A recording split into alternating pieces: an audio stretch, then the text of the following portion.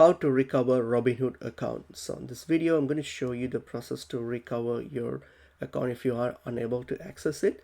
So let's get into the video. So if you go to your Robinhood login page here, so once you're on the page here, so if you have issue logging in, so what you're going to do to recover your account, so for example you don't know your password or your email address, something like you need to like reset it. So what you're going to do is click on I need help, okay, and then choose, in this case you go to simply recover by resetting your password. So click on I forgot my password. Okay, all you have to do now is enter the email address that you have registered with Robinhood, so just plug that in and click on send email. Okay, so once you do that and click on send email, what happens now, Robinhood will send an email, account reset email with your account insert email to your email address.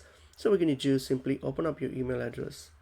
So go to your email and then go to your email and open up the email from Robinhood. So something like this. So this is the password reset request.